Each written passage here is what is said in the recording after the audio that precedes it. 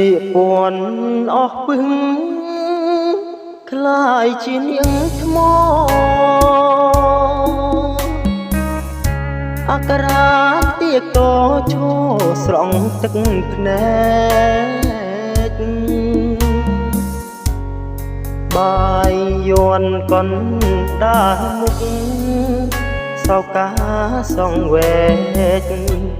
តាព្រំយំស្រែកស្ទើបែកលោកី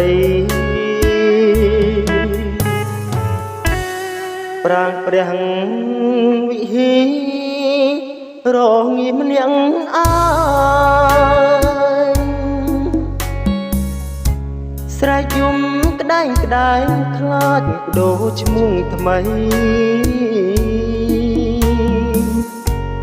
ដូចកម្មពជាក្រោមសូរិនសពថ្ងៃក្រុងខ្មែរល្បាញល្បីសៀមយួនយកអស់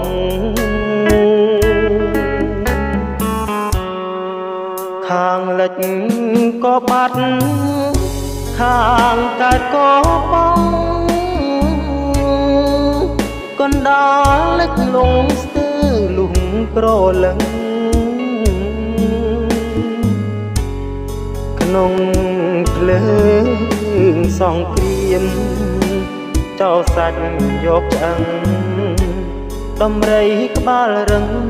ជួងយ៉ាងជីវិតទូលដែនដាច់សាយខ្មែរស្ទើរដាច់ពូជសៀមយួនកំហូចលួចប្លន់មិនគិតយកស្រី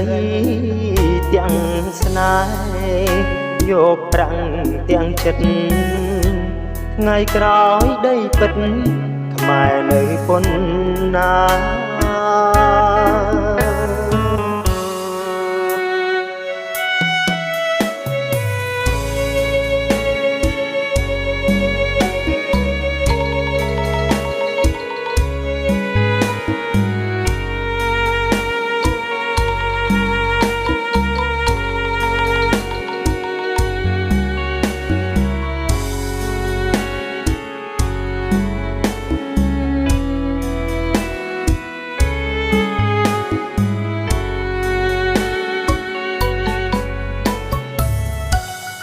ខាងលិច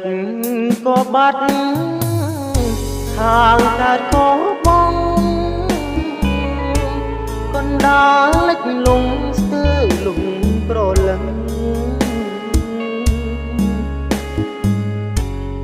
ក្នុងភ្លើងសង្គ្រាមចោលសាច់យកឆ្អឹងដំរីក្បាលរឹង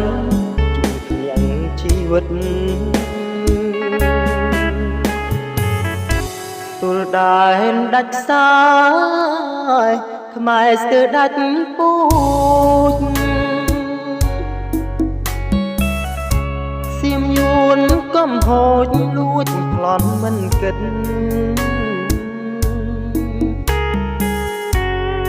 យកស្រីទាំងស្នេហ៍យកប្រាំងទាំងចិត្តថ្ងៃក្រោយដីពិតខ្មែរនៅប៉ុណ្ណា